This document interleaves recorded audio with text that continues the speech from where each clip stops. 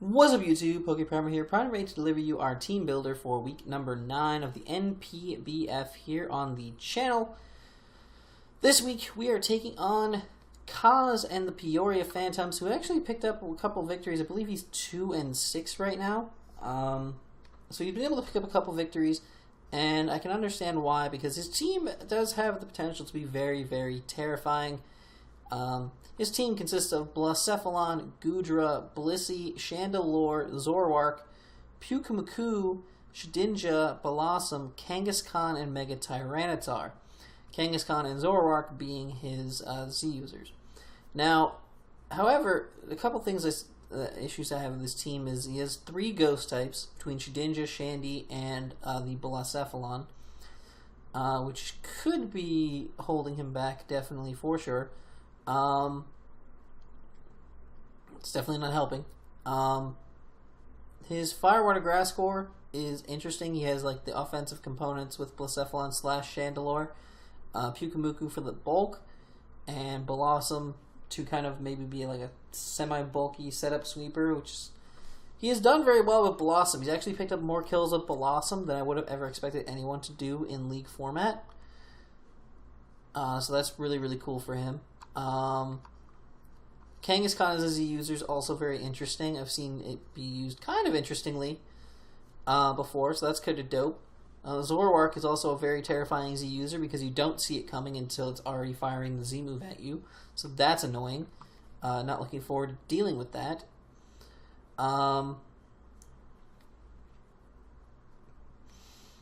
Mega Titar is stupid hard to deal with because it's a mega fucking Tyranitar, so that's not going to be fun. Blissey's super chunky fat on everything but physical defense. And Goodra's chunky fat in that nice special defense. So yeah, he's got a lot of... he's got some decent bulk to back up his offensive monsters like Blacephalon and Zoroark, so it's going to be really interesting to see how this match goes.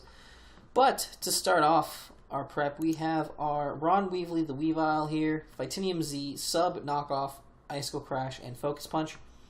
Enough speed to outpace the Blacephalon, which is his fastest team member, and then we have the substitutes. So if we get up against something that I feel like we can set up a sub against, something like the Goodra, something like potentially the Chandelure if we know it's not scarfed, which would be nice.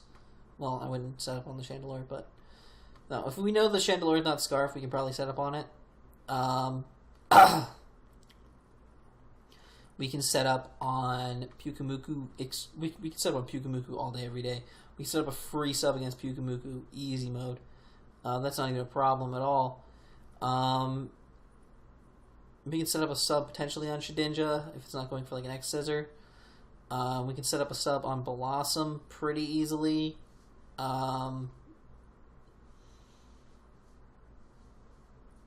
Yeah, we can set up a sub on a couple different things pretty easy. But we can then just proceed to knock out his team members because there's not much he can do against Weavile. Weavile actually has a ridiculously strong matchup against him. Knockoff will tear through his Blacephalon, Chandelure, Shedinja, just tear the items off of his mons, which is really awesome as well. Really make it so that he doesn't have like a safe switch into this at all. He actually doesn't have a safe switch into this mon. Like, nothing on his team can switch into Weavile. And if it does, it dies on the following turn, which is real nice. So, Knockoff is basically going to be clicked 9 out of 10 times in this game. Icicle Crash is here to break that Goodra, as well as to Oko the Blossom, which is cool. Then we have Focus Punch. If we can get up behind a sub, we can go for the dry Focus Punches. Just straight up Focus Punches and knock out things like tear through the Mega Titar, tear through the Blissey, tear through the Kangaskhan, stuff like that. I think that could be a very, very effective strategy in this matchup. I think we can really do a lot of damage with that. And if I'm outside of the sub and I just don't feel like trying to set up a sub, like if I'm outside of the sub against Titar, if I'm outside of the sub, well, if I'm outside of the sub against Blissey, I'm clicking sub. I can sub up on Blissey pretty easy. But if I'm outside of the sub against Titar or something like that, I can just go straight up for that Z Focus Punch and just knock it out. If I'm already behind the sub, then I feel safer. But I can just I'll go for the Z against the the T-Tar outside of sub, because I don't want to try to set up subs in front of something that could hit stone edges or rock slides or literally make most moves and still break my sub. So that's our Weavile set. I think this is a really, really cool set, and I think it'll do a lot of work. Next up, we have Natsu, our Mega Charizard X, Fire Punch, Thunder Punch, Dragon Claw, and Dragon Dance. We are not taking any recoil this week whatsoever because he has a Blissey. And if I go for a Flare Blitz against a Blissey and I take recoil, I'm basically losing like 75% of my health. If you don't believe me, I will run this calc right now, right fucking now, while I'm thinking about doing so. Charizard Mega X. Just go with our standard, like one of our Natsu sets. Blissey.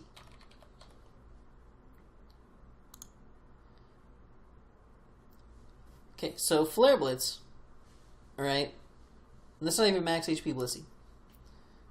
Max HP.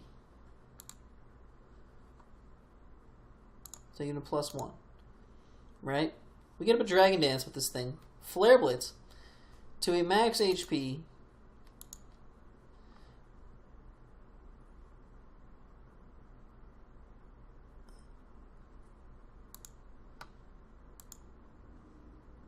Max. What?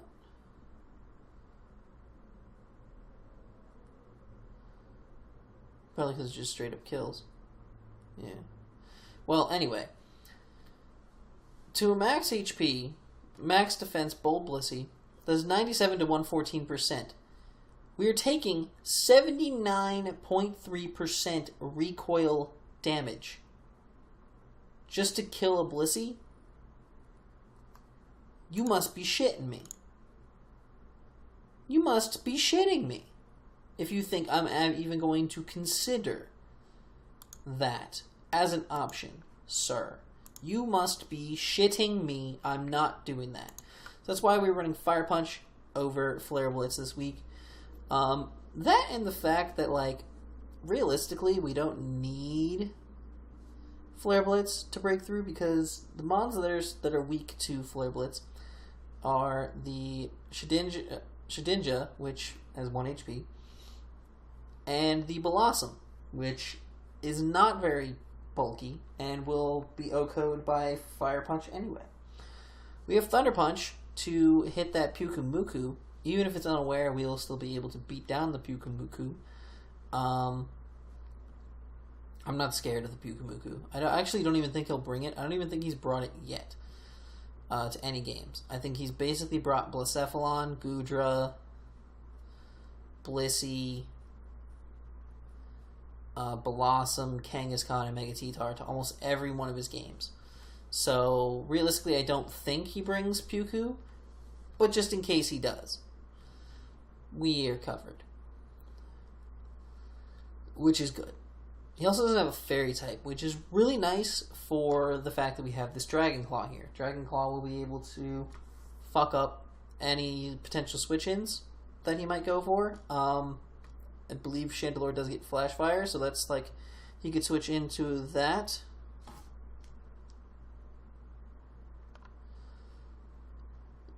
So that's cool, I guess.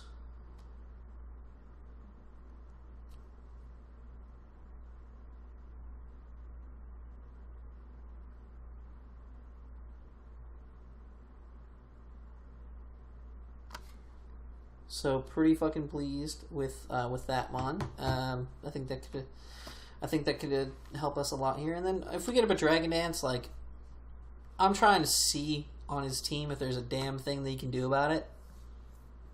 Update: there's not a damn thing he can do about it because we outspeed the Kangaskhan naturally, and then after a Dragon Dance, we'll outspeed everything that's not Choice Scarfed. And basically, we just click moves and things die. That's the simple thing about it. GG, it's Zardex. Next up, we have Tongue Game, our Licky Licky. Bringing a especially defensive set this week because he has things like Blacephalon that I don't want to deal with. Like, this is probably our only thing that can switch into Blacephalon, sort of. And I say sort of because it doesn't really switch into Blacephalon. It just kind of like, it sort of switches into Blacephalon. But he's got some decent special threats that we can switch this thing in on pretty effectively for the most part. Wish, Heal Bell, Body Slam, and Knock Off. Wish and Heal Bell, obviously keeping the team healthy. Nice Cleric potential here. Wish passing with this beast. Heal Belling to get rid of any Toxics or Paras that he tries to spread around with that disgusting Blissey monster thing. Body Slam to potentially get Paras of our own against potential things he might want to switch in on this Mon, which would be really nice. And then we have Knock Off. One theme you'll see on the team, and I'm pretty sure it's very evident, like, I don't think there's a single thing on my team that can't take care of Shedinja. So even if he does bring that this week, if he changes up his usual strategy, if he does bring the Shedinja this week, it will just die. There's nothing he can bring the Shedinja in on that it's safe. So Knockoff is there just to get rid of items on things, to kind of scout for Z crystals, etc., etc. Next up we have your 8, the Rotomwash, Volt Switch, Thunderbolt, Hydro Pump, and Toxic. We have enough speed to outpace max speed base 80s, that being the Chandeler and the Goodra.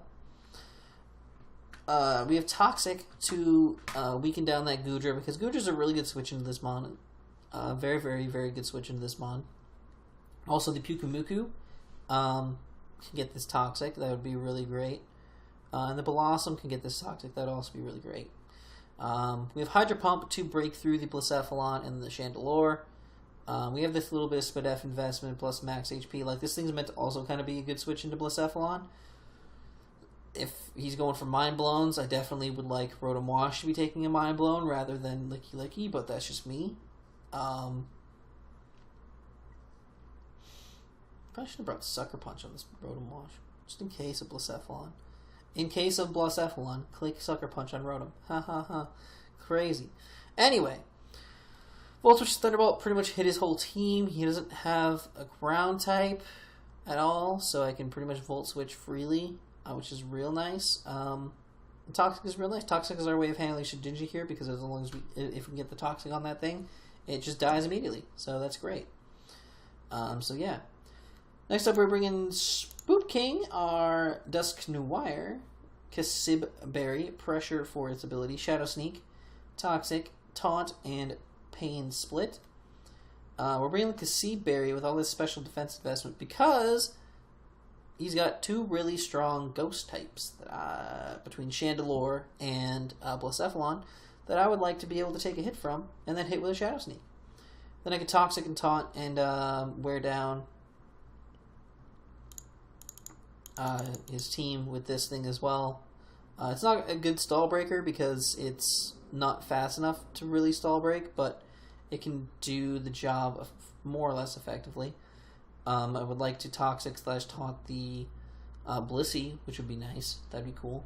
But we're just nice mixed bulky investment, mostly into SpDef though, so that we can take the hit from Blacephalon. Shadow Sneak's really the only offensive move I need in this game. We can't really touch Blissey, but I don't really care. We also can't really touch... We can't touch Kangaskhan, but I don't really care. And we can't touch Zoroark, but I don't really care. So, yeah, not too worried about that. Lastly, we have Symmetrical, our Cryogonal, running the Assault Vest this week. Enough speed to outpace that Kangaskhan once again. Freeze Dry, Knockoff, Rapid Spin, and Hidden Power Fighting. Rapid Spin to keep hazards off our side of the field. Also obvious enough there. That seems very important. He has things like Blissey, the T-Tar, etc. that can set up Stealth Rocks. So I would like to keep those off the field.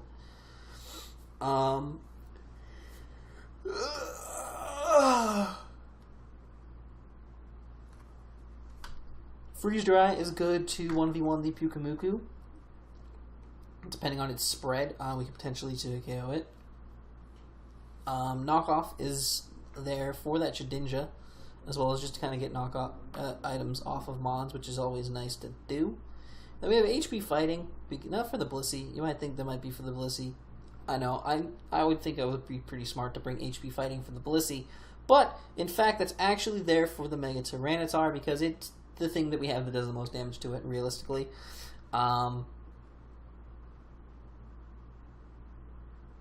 Hopefully the T-Tar is already dead at this point, but we have other ways of beating T-Tar. I'm not worried about T-Tar at all in the slightest bit. So that is our team for this week. If you guys enjoyed, make sure to leave a like down below and subscribe if you haven't already.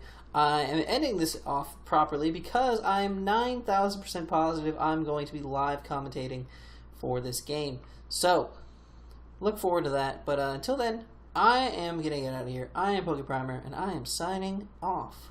Peace.